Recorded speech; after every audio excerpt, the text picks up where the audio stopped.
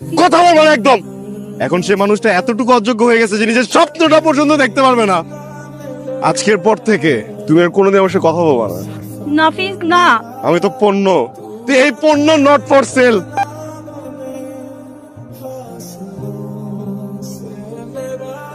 একটা পার্সেল আছে। কার পার্সেল? নাফিস আহমেদ। কে পাঠিয়েছে? ও, বুঝতে পারছি। আরে ওঠ। হ্যালো, কোথায় তুমি? ঘুমাই। ওঠো, দেখা করবো, বের হও। নাফিস উঠো।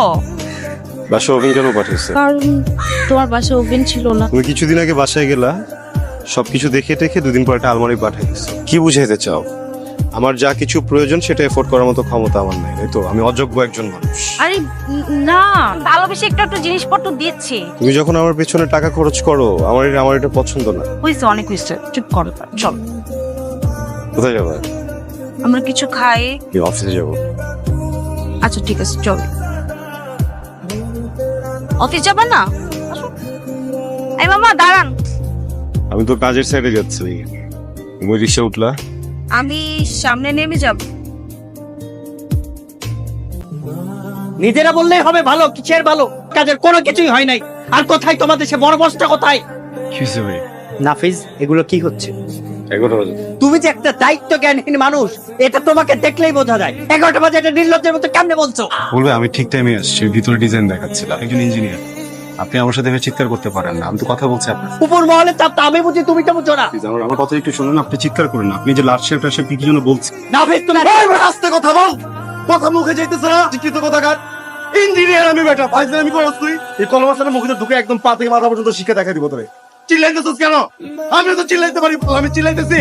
তুই যে একটা বাটপার, তুই যে একটা দালাল। আমার মতো যতগুলো ইঞ্জিনিয়ার আছে সবার কাছ থেকে ডিজাইন করে নিজের নামে সাবমিট করতে টাকা মেরে খাইতেছিস প্রত্যেকদিন। জানে কোম্পানি করবো না তোর চাকরি। আমার বাবা এত কষ্ট করে পড়ালেখা করে ইঞ্জিনিয়ার বানাইছে তোর মতো দালালের কথা শোনার জন্য না। আপনি তো রাখো।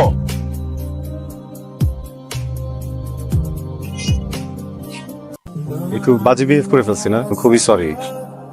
আসলে ওই প্রজেক্ট ম্যানেজারের সাথে অফিসে তুই বাজে রকম একটা সিন ক্রিয়েট হয়েছে। আমি চাকরি ছেড়ে দিয়েছি, বুঝছো? তো বের হচ্ছিলাম, এমন সময় তোমার ফোন আসছে। আমি তার রাগটাই তোমার উপরে। আমি খুবই সরি স্যার। ভাবছি একটা ফার্ম দিব, আর যদি দিতে না পারি তাহলে গ্রামে যে কৃষি কাজ করবো, চাষাবাদ করব। আরে তুমি হাসতেছো কেন? তা আসলে মিন করে বললাম। ভালো ডিসিশন নিস।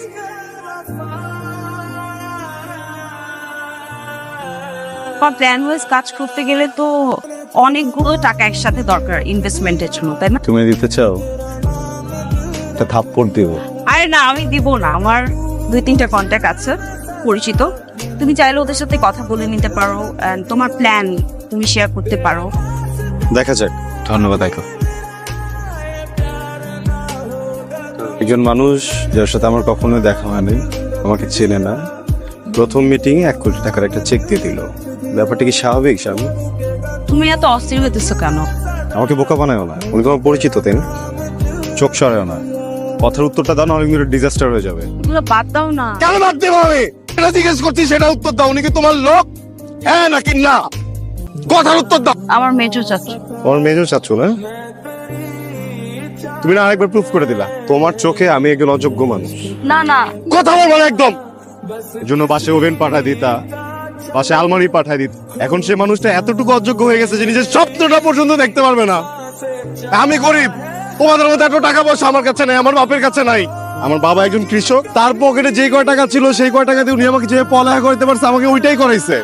আমি ওই শিক্ষাগত যোগ্যতা দিয়ে কিছু না কিছু করতে চাই। তোমার চাচা মামার টাকা দেয় না। এরকম না ব্যাপার। এইরকমই। আগে জানতে না যে আমার টাকা নাই, তো আসছো কেন সম্পর্কে? টাকা নেই কাজটা। শারমিন, আজকের পর থেকে তুমি আর কোনোদিন আমার সাথে কথা বলবা না। নাফিস না, আমি তো পণ্য, এই পণ্য নট ফর সেল। বুঝতে পারতেছি আপনার সিচুয়েশনটা। তোমার বান্ধবী শারমিন একজন দুর্দান্ত মানুষ, আমিও তার ব্যাপারে খুবই সিরিয়াস। কিন্তু দেখো, এত নিবেদিত প্রেমিকা না আমি হজম করতে পারবো না। ভাইয়া আমরা না একটু বসি, আমি থাকবো, লামিয়া থাকবে, কথা দিচ্ছি সামনে কোনো পাগলামি করবে না। কিন্তু আপনাদের না দুজনের সামনাসামনি বসে কথা বলাটা খুব জরুরি। মেন খুব ভেঙে বসছি আমি। আপনি তো শারমিনের পাস্ট সম্পর্কে সবই জানেন। ওর আগের রিলেশনটাতে আর এত বেশি কষ্ট পেয়েছে, ও না কোনোভাবে চায় না আপনি ওর জীবন থেকে হারায় যান। ও আপনাকে আঁকড়ে ধরে রাখতে চায়, এই জন্য না ও সবসময় বেশি বেশি ভাবে আপনাকে নিয়ে। তোমার জায়গাটা একটু ক্লিয়ার করতে চাই। দেখো, সম্পর্কটা তো মেলা দিনের, এটা নিয়ে নতুন করে বলার মতো আর কিছু নাই। আমি আসলে সম্পর্কটাই আর রাখতে চাচ্ছি না। ওঠার ডিসিশন তুমি নিতে পারো না, তাই না? আমি যা যা করছি, যা যা করি রিলেশনশিপে, সব আমাদের ফিউচারের কথা চিন্তা করে করছি। শারমিন, তোমার মনে আছে আমাদের প্রথম কোথায় দেখা হয়েছিল? রবীন্দ্র সরোবরে। ছোট্ট কিছু বাচ্চাকে তুমি আইসক্রিম কিনে দিচ্ছি। আমি ভাবছিলাম তুমি হয়তো ওদের বড় বোন। এত সুন্দর একটা দৃশ্য, সুন্দর একটা মানুষ, খুব লোভ হচ্ছিল আমি তোমার সাথে কিছুক্ষণ কথা বলবো। সেই কথা বলতে গিয়েই পরিচয়, এই কথা থেকে সম্পর্ক, সেখান থেকে তুমি আমাকে গিফট দেওয়া শুরু করলে, এরপর তুমি আমাকে টাকা দেওয়া শুরু করলে। কিছুদিন পর দেখা যাবে আমার সংসারটাই তুমি চালাচ্ছ। সম্পর্কতে আমার কন্ট্রিবিউশনের জায়গাটা কোথায় একটু বলো তো? তুই ভালোবাসা আর কিছু না? কি সেটা বলছি কখনো? সবকিছু বলতে হয় না শারমিন। তোমার আর আমার এই সম্পর্কতে আমি শুধু তোমাকেই চেয়েছি, অন্য কিছু চাইনি। আমি পারবো না। শারমিন, আমার জীবনের সব থেকে সুন্দর মুহূর্তগুলো তুমি আমাকে দিয়েছো। এত সুন্দর মানুষ আমি কখনো দেখিনি, আর আমি জানি না আর কখনো এত সুন্দর মানুষ আমি দেখবো কি। আমি তোমাকে অনেক ভালোবাসি শারমিন। এত সুন্দর মানুষ আমি কখনো দেখিনি, আর আমি জানি না আর কখনো এত সুন্দর মানুষ আমি দেখবো কি। আমি তোমাকে অনেক ভালোবাসি শারমিন, কিন্তু আমি নিজেকে হারাতে চাই না। তুমি আমার সাথে যোগাযোগ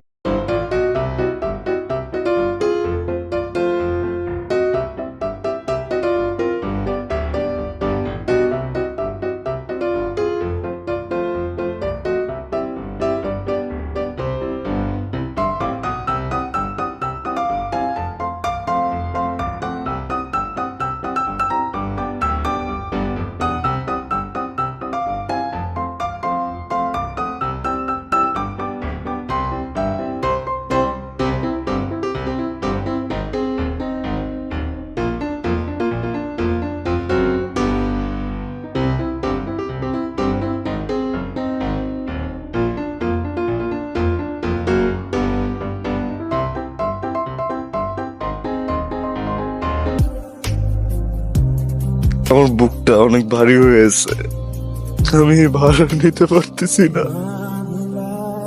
তোমাকে একা ভার নিতে কে বলছে? আমি আছি না। তুমি আমাকে কখনো ছেড়ো না। I love you. I love you too. I love you more.